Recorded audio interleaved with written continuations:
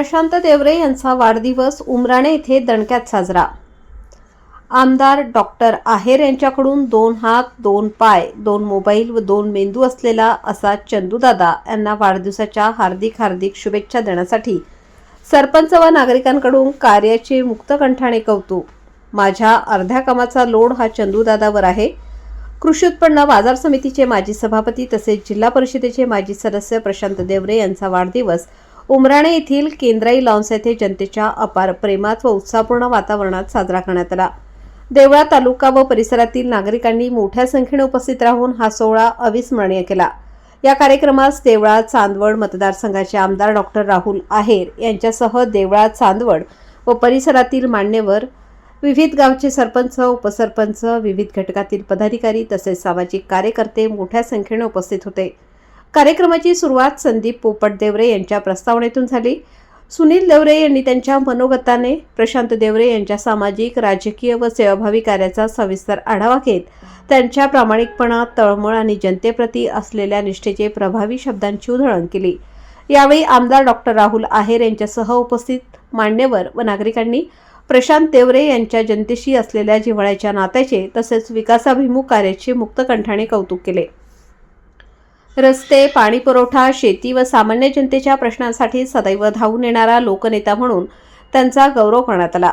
या वाढदिवसाच्या सोहळ्यात स्वाभिमानी संघटनेचे राजू शिरसाट, धर्मा देवरे, सतीश ठाकरे, नंदन देवरे, आबा देवरे, देवानंद वाघ, संजय वाघ, वसंत बस्ते आदी मान्यवरांनी आपली मनोगते व्यक्त करत प्रशांत देवरे यांना मनपूर्वक शुभेच्छा दिल्या। प्रत्येक मनोगतातून आपुलकी, विश्वास आणि प्रेमाची भावना ठळकपणे व्यक्त होत होती। कार्यक्रमात बोलताना प्रशांत देवरे यांनी उपस्थित सर्वांचे मनपूर्वक आभार मानले।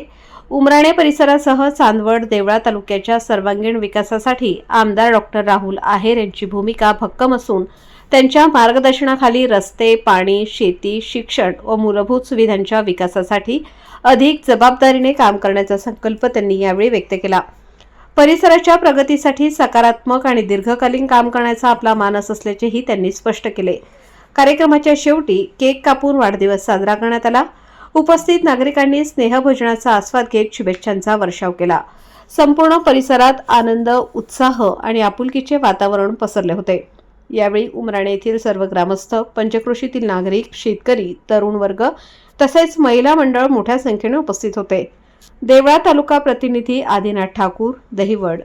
दादाच्या वाढदिवसानिमित्त त्यांना शुभेच्छा, शुभ आशीर्वाद देण्यासाठी खास करून उपस्थित राहिलेले मंचावरील सर्व मान्यवर, समोर उपस्थित असलेले उमराणे आणि परिसरातील चंदूदादावर प्रेम करणारे आपण सर्व ज्येष्ठ नागरिक, खरं तर